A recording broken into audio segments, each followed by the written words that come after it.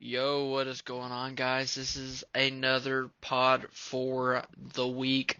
I am getting this ahead. I don't know if this is going to make episode 10 or 11 or whatever. You kind of lose track after a while. You're just trying to get into the essential recording booth, which, I mean, there's no booth here. It's literally a room.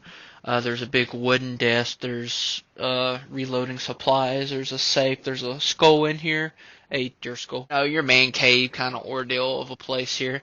And today, I don't really have, I guess, a sound example, a sound topic, a sound anything going into this other than just what I want to talk about.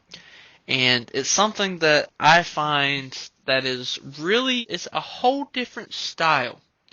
So I've told you guys my essential past and career background is I majored and I graduated with my bachelor's in professional writing, which is an English degree, and minored in sports management. So I've been through a lot of English classes, right? I've been through a lot of creative writing classes. I've been through some professional writing classes, how to make professional documents as resumes, white papers, cover letters, like your stuff that you use to get hired and stuff that you would use in the workplace to further your company in regards to funding, promotional. I actually know how to build websites, HTML code and CSS, a whole bunch of nerd stuff, right?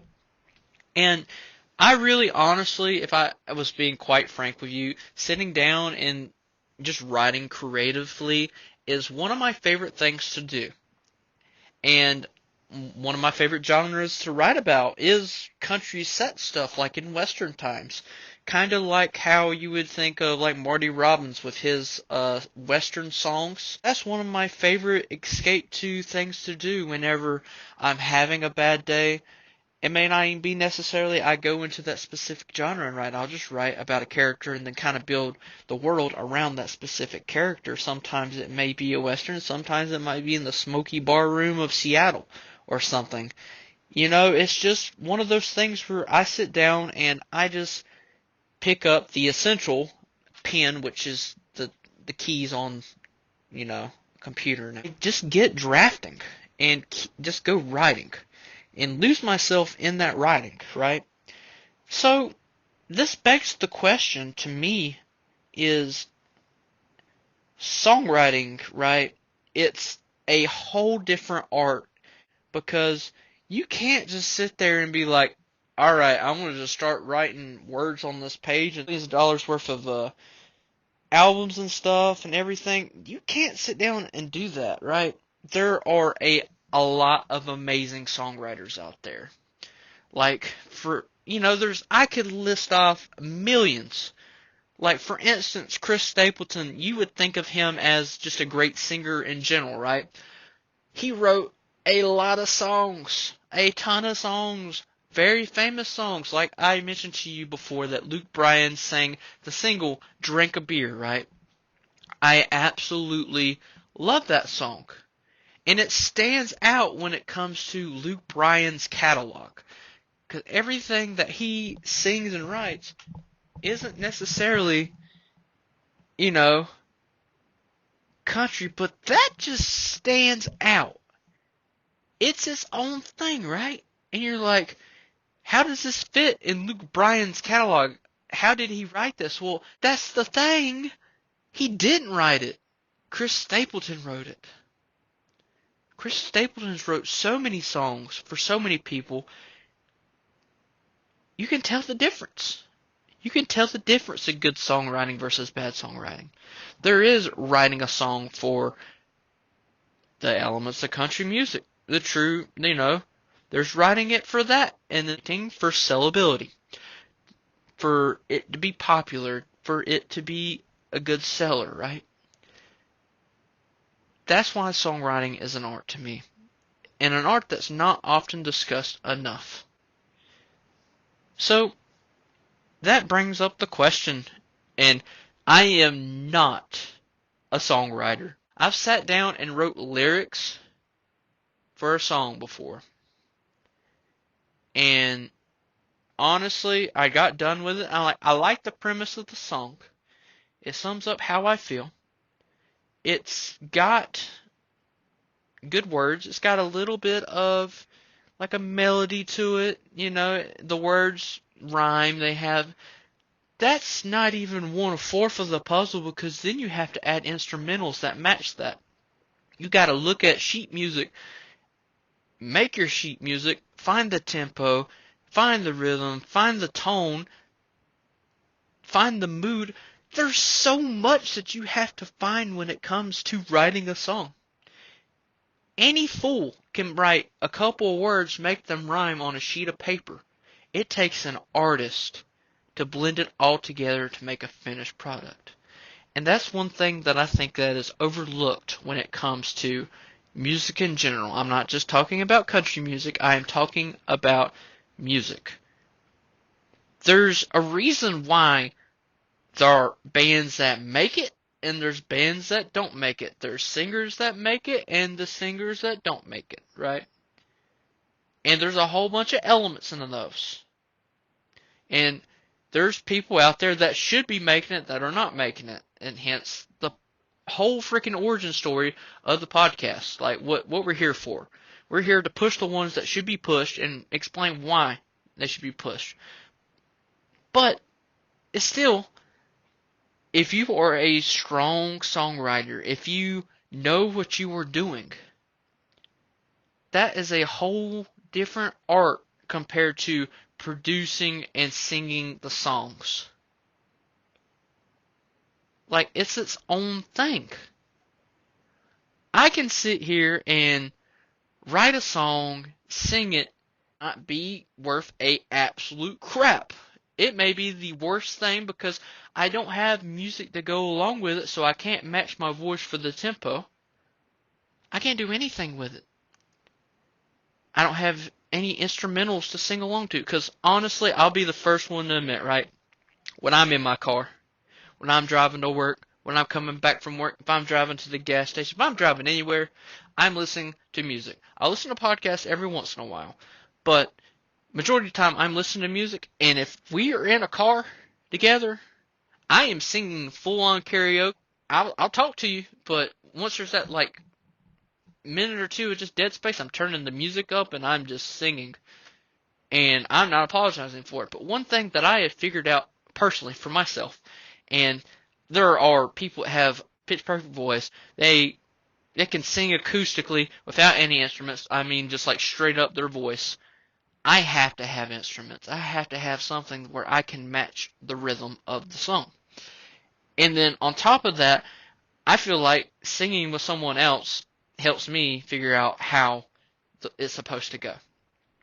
So it's a whole different thing of thinking, hey, this songwriter had nothing to go by. He had the words on the sheet of paper that he thought were really, really well done. And I'm sure, like, there's songs where they write them down and it just like, boom, they're done with it. They put it on a simple track and they sell it and it does really good. But I'm going to say that majority of the time they sit there and they are like a writer, right? They sit there and they're like, man, I really like this line, but it just doesn't fit the tempo. So am I going to change the tempo of the song, or am I going to change the line? And they got a battle with themselves. That battle of the paper, that brings up the question for me as a writer. If if I wanted to be a musical writer, if I wanted to figure out how to do that, I would love to. I feel like that'd be an amazing avenue. As much as I love country music, good writer in regards to the lyrical component of it, but when it comes to the music, I can't strum a guitar. I can't do anything instrumental. I might be able to blow into a tuba. That's about it. That's about the extent of my musical premise there, right? And I'm not saying all singers know what they're doing when it comes to like strumming instrumentals and stuff, because there's some that just don't do anything anymore.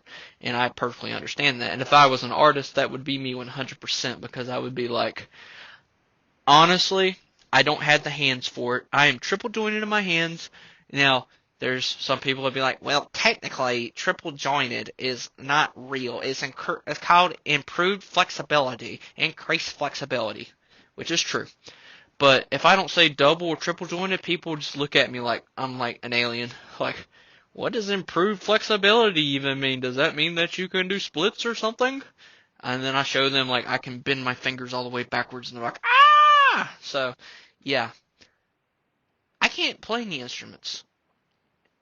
So, being able to be a good songwriter is being able to blend your instruments with your lyrical components and your tone of your voice all together.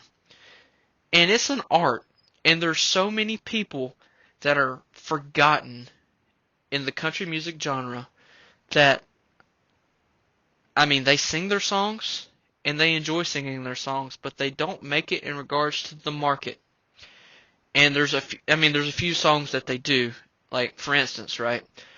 The number one guy I think of when I think of this is Chris Christopherson, right?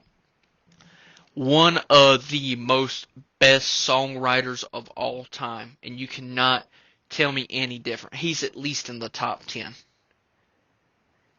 He's written so many good songs. I mean, you just look at like Sunday Morning Coming Down and his whole catalog, right? Amazing stuff. But then you get to him actually singing. He sings all his songs that he writes. He has one of the most dullest, and not boring way, like dull, gloomy, dark, raspy voices. And it works for him. And it works for the music that he makes. And like Why Me, his version of Why Me, that's the song for him. Sunday Morning Coming Down. So much more depressing when you listen to his version compared to the Johnny Cash version, right? But that's one thing is, Christopherson was known for Why Me, right? And that's the only song you ever hear. Like, if you are listening to like traditional country radio, like there's the traditional one is 98.1 here. You go through and you listen to all the popular boys. You get to hear Waylon, Merle, da da da da da da da. No Suggestion Hour or anything. You know how many times you hear Christopherson? Zero. Zip. Nothing. And he is lost in the shuffle when it comes to country music. And that is not fair. That is not fair at all. Because you have great songwriters that are amazing singers. Willie Nelson comes to mind, right? One of the best songwriters and best singers of all time. He was able to do it both. He had that ability to command the audience in his voice. But like somebody like Christopherson may not have like that sell value, whatever the element that he was missed at is where he was lost in the shuffle. And that is not fair for him because, like I said, Christopherson, one of the best songwriters of all time. Have Hank Williams Sr., one of the best writers of all time. They say that it only took him 20 minutes to write any song. It was a simple song, and he would say that if it takes more than 20 minutes to write, then it's, you're trying too hard, you're reaching, you're grasping. And then you got people like Roger Miller, who has that like goofy, not really goofy. Roger Miller has like King of the Road. It's just like its own ordeal, right?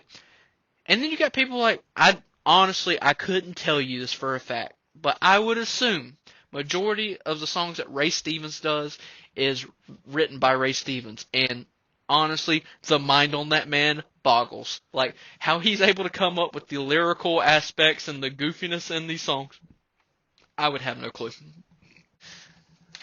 That's one thing where I'm sitting here as a writer. I'm sitting here and I'm like, I can write short stories, I can escape writing, and I feel like that is a way that I can express myself.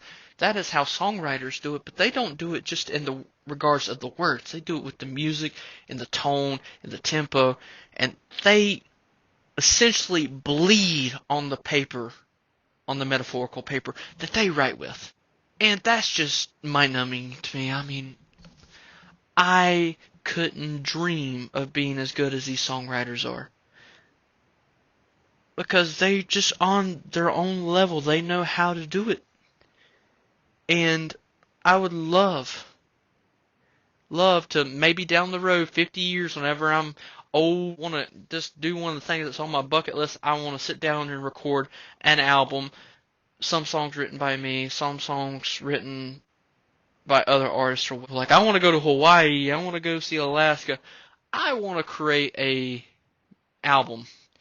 And I don't want it to be like a genre-specific album. I literally will entitle it Songs About Me. And then, like, just choose my catalog of songs I've written or songs that I want to cover that are about me and my life and what I want to do, right? So that is where I'm at with songwriting, and the elements of it is just amazing to me, and I feel like people like Christopherson, like Josh Morningstar, for instance, the kind of the modern age songwriting gurus, Kendall Marvel.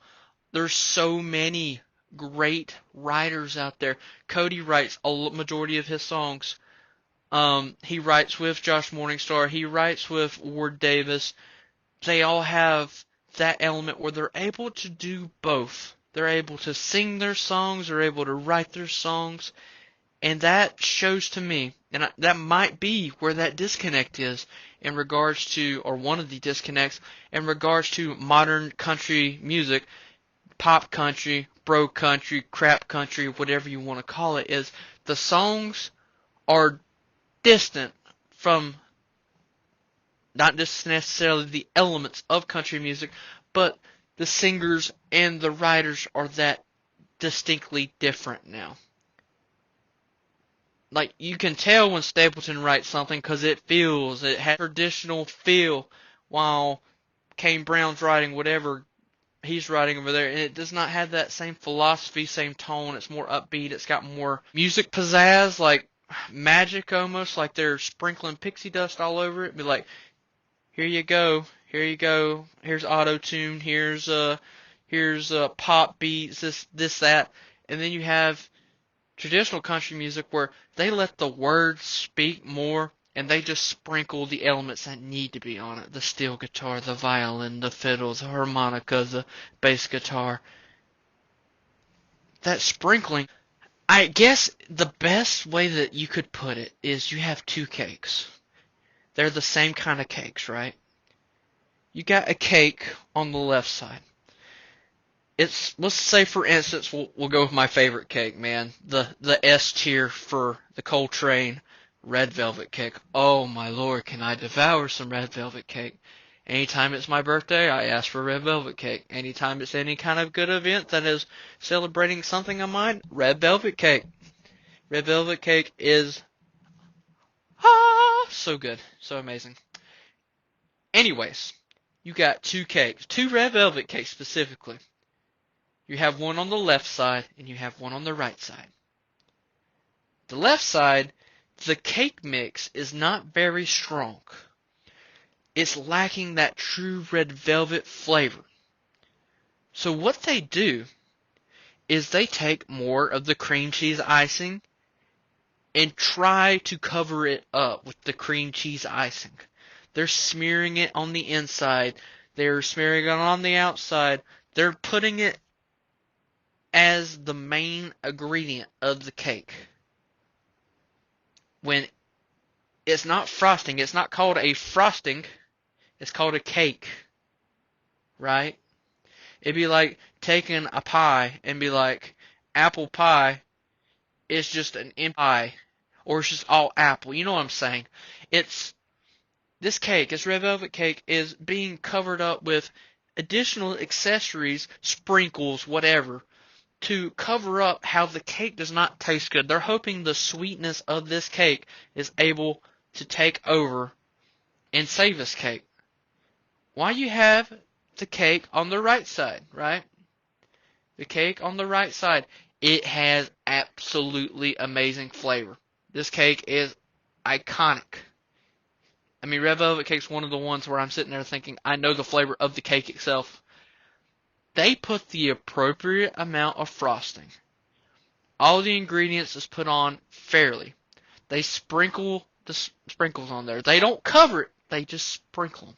And I'm not saying you put sprinkles on red velvet. I've never had one like that. But I'm just saying, in general, if we're comparing the two cake, and these people put a ton of sprinkles, so they're just putting just enough.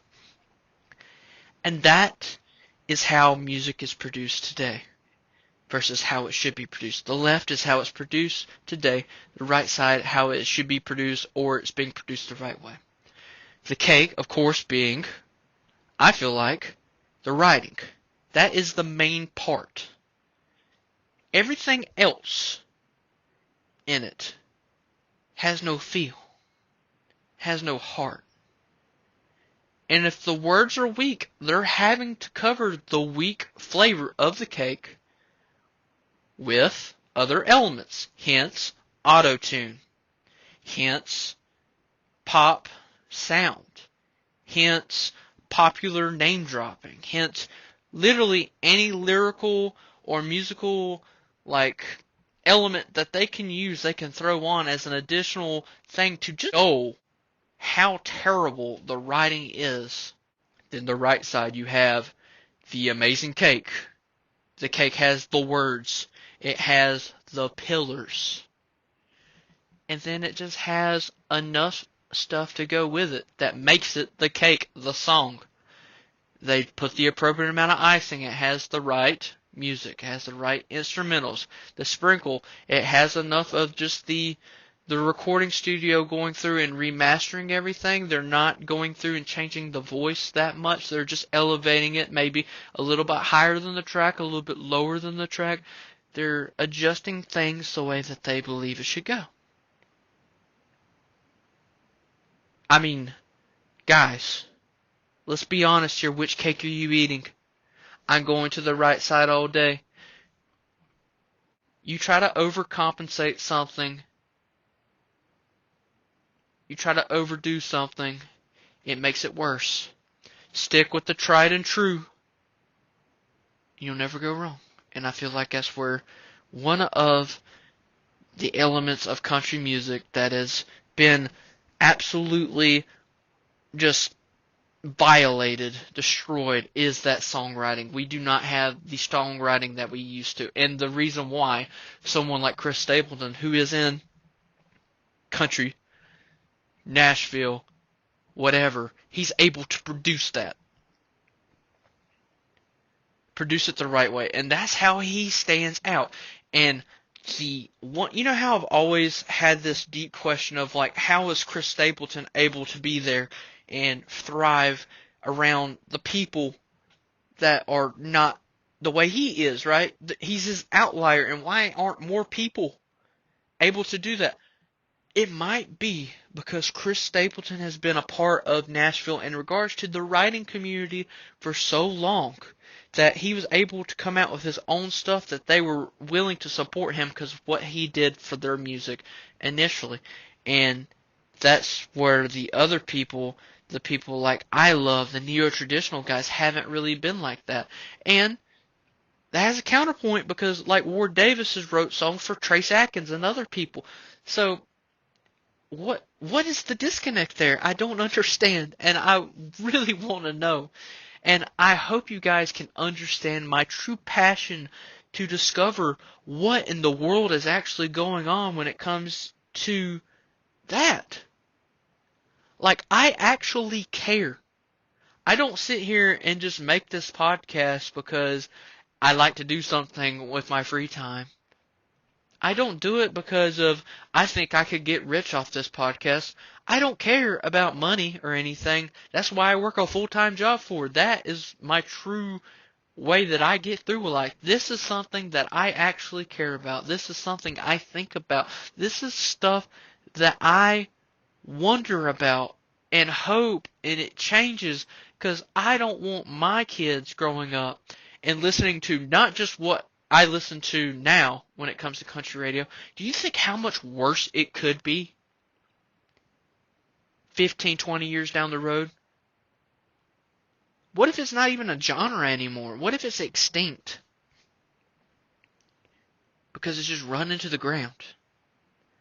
That's where I'm at. So, sorry for that rant. I don't know. I wanted to, I wanted to just kind of explain that I love this. I thrive and think about this a lot.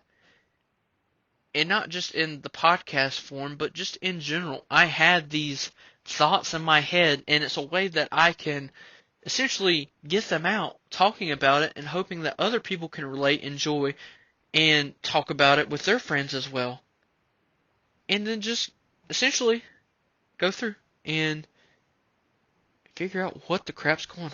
So I'm going to end it right here, guys. I appreciate you listening to my ramble, my rant 30 minutes about how songwriting is important to country music, and we are doing it the wrong way. Honestly, guys, like I said, I went in this podcast with no expectations. I will take a picture right now. If I could, I'd show you. On my journal, I have like a little notebook paper where I wrote the details for essentially the song, Take This Job and Shove It. The next one, I put best songwriters of all time up top. Haven't wrote anything.